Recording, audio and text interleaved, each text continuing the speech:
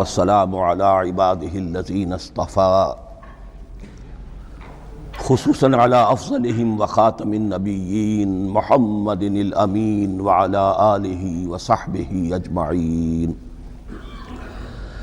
أما بعد فأعوذ بالله من الشيطان الرجيم. بسم الله الرحمن الرحيم. الحمد لله رب العالمين الرحمن الرحيم مالك يوم الدين إياك نعبد وإياك نستعين اهدنا الصراط المستقيم صراط الذين أنعمت عليهم غير المغضوب عليهم ولا الضالين آمين. رب اشرح لي صدري ويسر لي امري واحلل عقدة من لساني يفقهوا قولي.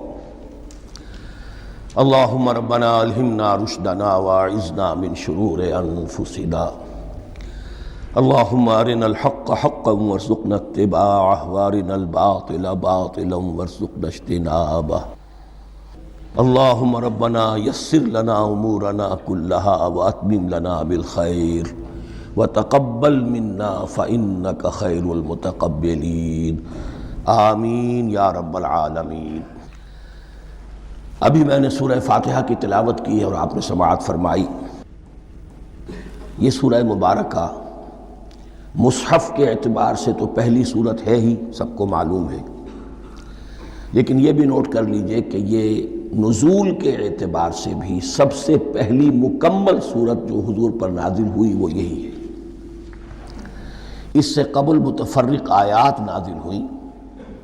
5 آیتیں سورہ علق کے آغاز میں، کچھ آیتیں سورہ قلم یا سورہ نون کے آغاز میں، کچھ آیتیں سورہ مزمل کی ابتدا کی، کچھ آیتیں سورہ مدثر کے آغاز کی. 5ویں وحی تقریباً اس پر اجماع ہے کہ یہ سورۃ الفاتحہ کی ہے اور یہ مکمل سورت ہے جو حضور پر نازل ہوئی. سورۃ الفاتحہ کے معنی ہوئے افتتاحی سورت. فتح یفتح کے معنی ہے کھولنا. مفتاح کنجی کو کہتے ہیں، چابی کو. تو یہ اوپننگ سورہ آف دی قرآن، قرآن حکیم کی افتتاحی صورت. ویسے جیسا کہ میں تعارف قرآن کے ضمن میں عرض کر چکا ہوں، عربوں کا یہ مزاج تھا کہ جس چیز سے انہیں خصوصی محبت ہوتی تھی اس کے بہت سے نام رکھتے تھے. اس کے بھی بہت سے نام ہیں.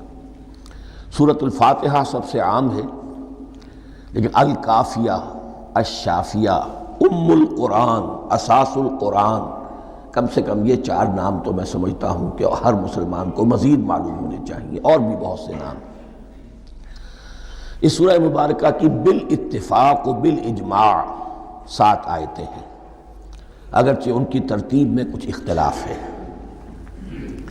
ایک رائے یہ ہے، اور یہ رائے امام شافعی کی بھی ہے اور بصرہ کے جو قراء تھے ان کی بھی ہے، کہ آیت بسم اللہ بھی سورہ فاتحہ میں شامل ہے، اس کا جز ہے.